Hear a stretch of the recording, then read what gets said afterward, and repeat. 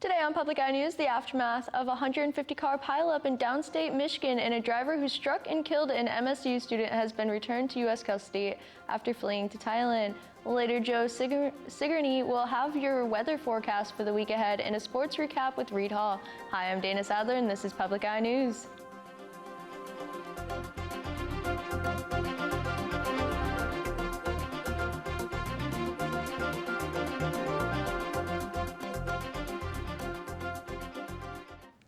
Saturday afternoon, whiteout conditions caused a 150-car pileup on a stretch of I-96 between Grand Rapids and Lansing, Michigan. 84 cars were damaged and the rest only sliding and blocking traffic, and 16 people were hospitalized following the crash. The crash caused both east and westbound lanes to close shortly after 5 p.m. Saturday and were reopened approximately 5 hours later. Local religious group, the Church of the Nazarene, opened their doors to those involved in the crash and providing refreshments as well as a warm location for family reunification. So far, no serious injuries have been reported among the 16 injured. And Marquette-based company Cal Morris Incorporated, which was formed by 3 Northern Michigan University alumni, has earned its second straight Michigan Best Small Business Award and will be among the honorees at the 19th Annual Michigan Celebrate Small Business Gala on May 2nd in East Lansing. The company, which is focused on active debris removal, the process of keeping space clear of orbital debris around Earth, is noted for multiple U.S. Space Force contracts and an upcoming ISS mission of their technology. Troy Morris, a founding member, stated in an interview with Public Eye News that the award recognizes a lot of hard work that goes on behind the scenes for developing the technology and techniques that we need to get to space. Morris continued saying that space is never easy and extra hard as a small business, so it's great recognition. And reaction rolled in this weekend after former President Trump called on his supporters to protest what he says will be his imminent arrest as new developments in the Manhattan grand jury's investigation into Trump continues. No evidence of an arrest is coming, yet protests have erupted across the country. WPEC 12 correspondent Lena Selsbank is in Palm Beach at one such demonstration. Take a look. It's only Sunday and already we see a handful of people already gathering on that famous bridge heading towards Mar-a-Lago as we wait to hear whether or not a possible arrest will happen on Tuesday. The former president taking to social media over the weekend to tell his supporters he will be arrested on Tuesday, calling on supporters to protest and take back the nation. We're supporting our president. We stand with Trump because he's the only one standing for us. While there are just a handful of protesters on Palm Beach, in New York, security preparations are already underway for large demonstrations. Supporters say this is what they have to do to fight for their rights. Palm Beach Police Department, they do not like Donald Trump, so that means they don't like none of us. You know, like he said, they have run us out of here. They have violated our constitutional right of freedom of speech. Protesters say this is not the first time law enforcement has tried to take down Donald Trump. They believe this is just another attempt to stop him from taking office. They've been investigated. They investigated him with the Russia hoax. They impeached him over the Ukraine phone calls. They're coming him after with the Georgia election phone call. It's one after investigation after another, and Trump's still standing strong. If the arrest happens on Tuesday, this would be the first time a former president running for re-election was ever indicted, and supporters say it will also result in peaceful protests across the county. You're going to see everybody come down here, I'm sure. And peacefully. Yeah, we'll be peacefully protesting and supporting our president. Back out here on Palm Beach, already a small group of protesters have already started to form, and we expect that group to get bigger as we head closer to Tuesday. Reporting from Palm Beach, I'm Lena Salzbank. Now, don't touch that dial. We'll be right back with your weather and international news after this break. On the next Legacy List with Matt Paxton. Matt and the team travel to Connecticut, where they help a man clear out an old barn filled with artwork. Do this. Wow. That's a lot of art. The goal? Convert the space into a living memorial that celebrates his father's artistic legacy. I'm holding an actual Picasso. Tonight at 9. Welcome back to Public Eye News. I am Joe Sigourney here with your weather update. Taking a look behind us right now, it is the first day of spring, in case you weren't aware, but we are seeing some snow flurries here in Marquette. Starting in Houghton, it is 27 degrees, and Houghton is also seeing some snow flurries. And in Ironwood, it is 28.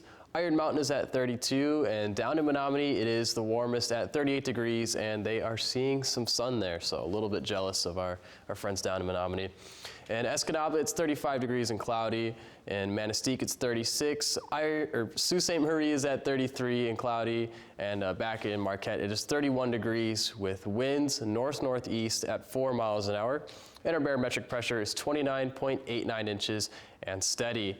And tonight we can expect the temperatures to decrease a little bit. It'll be around 17 degrees. Clouds are going to remain, and the winds will be north at 8 miles per hour. Tomorrow it will be, we'll see some more snow flurries. A high of only 31 degrees, low of 27, and winds will increase. It'll be north at 10 miles an hour. And taking a look at the rest of our week, on Wednesday it'll be a high of 43 degrees with some mixed precipitation, low of 26. Thursday, a high of 31 degrees, low of 23, and mostly cloudy skies. And Friday's looking to be a nice day, high of 34 degrees, low of 24, and clear skies are predicted. That's all I have for weather. It is back with more news. Thank you for that, Joe. Meetings between Israel and Palestine delegates took place Sunday in Cairo, as both sides pledged to take steps to lower tensions, including a partial freeze on Israel settlement activity in a pledge of cooperation. However, violence has continued through the week in a controversial statement by Israel Finance Minister Bezalel Smotrich, saying there is no Palestinian people, has done little to ease the stress in the region. Over the past year, more than 200 Palestinians have been killed by Israel forces in the West Bank and East Jerusalem, and more than 40 Israelis have been killed in Palestinian attacks during that same time. Sunday's summit, which was shepherded by Egyptian and American officials, led to Israel pledging to stop discussion of new settlement construction for 4 months, and to stop plans to legalize unauthorized settlement outposts for 6 months. A similar meeting in Jordan late last month ended with the pledges to de-escalate tensions, but the meeting was quickly derailed when a new burst of violence erupted on the same day. Similarly, on Sunday, a gunman opened fire on an Israeli couple this Sunday, seriously wounding a man, underlining the scores of violence leading to these talks. This spasm of violence is one of the worst between Israel and the Palestinians in the West Bank and East Jerusalem in years. And 2 men held by Islamic extremists in Mali were freed today, both arriving at an airport in Niamey, the capital of Niger. Jeff Woodick, an American aid worker, and Oliver Dubois, a French journalist, were both abducted in Niger and held captive by JNIM, an Algerian linked group in Sahel region of the Sahara. Woodick was abducted over 6 years ago from his home in Abalak, while Dubois was abducted 2 years ago near the Mali-Niger border. No official report has been made on how the 2 men's freedom was achieved. It comes just days after the Secretary of State Anthony Blinken traveled to Niamey and announced a $150 million aid deal to Niger. Officials in Niger, France, and the U.S. say that no ransom was paid to the captors. At least 25 foreigners and untold numbers of locals have been kidnapped in the Sahel since 2015, according to the Armed Conflict Location and Event Data Project, including the Swiss national who was killed 3 years ago. Militants with links to Al-Qaeda and the Islamic State group are believed to still be holding a number of captives, including a German priest. And another climate report from hundreds of the world's top scientists released at the UN climate meeting today. CBS Tina Cross tells us what information the report held from London. The climate time bomb is ticking. The head of the UN has been pressing scientists to serve up cold, hard facts to push governments into creating policies that curb climate change. Monday, they delivered a new report with a familiar warning. We must move from climate procrastination to climate activation, and we must begin this today. The Intergovernmental Panel on Climate Change published a summary filled with years of research from every corner of the globe, compiled since the Paris Climate Accord was struck back in 2015.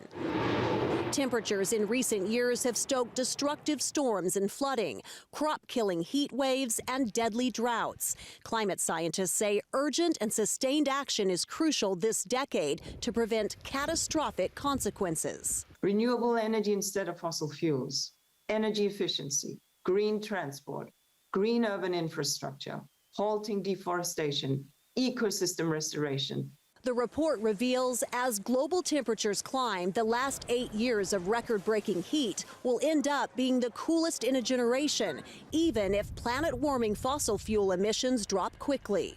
Actions in this decade are critical for securing a sustainable future for all.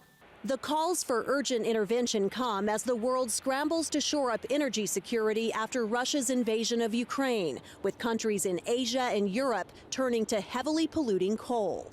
Tina Kraus, CBS News, London. After this break, Reed Hall will have your sports recap. Stay right there. Nevada officials have cut out of welfare more than 1,100 families.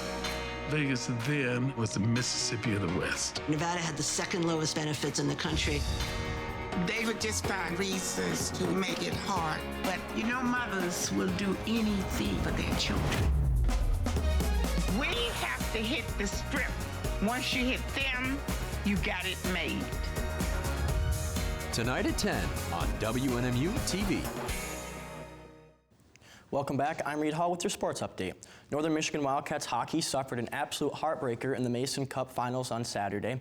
The Wildcats, who went up against the regular season CCHA champions Minnesota State Mavericks, saw a late 2-0 lead slip away before losing 3-2 in overtime. The Wildcats were on an improbable tournament run heading into Saturday night's matchup after entering into tournament play as a 4 seed. When the puck dropped, both teams came out with something to prove. Minnesota State, the nation's best power play team, found themselves on the first power play of the night, but were unable to score. The Wildcats' best chance to score came with under 5 to play when Andre Gantos was awarded a penalty shot, but was unable to find the back of the net. Both teams were held scoreless after one. In the second period, Benny Halaz came up with several clutch saves that kept the game tied at 0, before David Kiefer found an open Alex Fry to give the Cats a 1-0 lead almost 16 minutes into the second period. As the third period was underway, Alex Fry broke away from the defense and scored a second of the game, giving the Cats a nice 2-0 lead. However, with just under 3 minutes to go, things took a turn for the worse for the Cats as the Mavericks netted their first of the night before quickly scoring again with a minute to go. That ultimately sent the game into overtime. Just a minute into overtime, the Mavericks scored the game winner, delivering a devastating blow to the Wildcats' bid of a championship and automatic ticket into the Frozen Four tournament. Both Minnesota State and Michigan Tech will represent the CCHA this upcoming weekend in the tournament. Northern Michigan finished the season 21-17. And from the Frozen Four to March Madness, the basketball tournament saw the round of 32 conclude this past weekend. In a crazy slate of games, 16-seed FDU upset top-seeded Purdue as just the second 16 seed to ever beat a 1 seed in the tournament, and 8-seeded Arkansas upset number 1 seed Kansas. For just the 4th time in tournament history, Duke, UNC, Kansas, and Kentucky will all miss the Sweet 16. With the conclusion of the round of 32 last night, there are officially no perfect brackets remaining. And it was a wild week, I would say, for March Madness, for NMU hockey, for all the sports around there. Did you watch March Madness this past weekend? I did not watch March Madness. I had no clue that was going on. Well, that looks to be all the time we have today. I'm Reed Hall. And I'm Dana Sadler, and this was Public Eye News.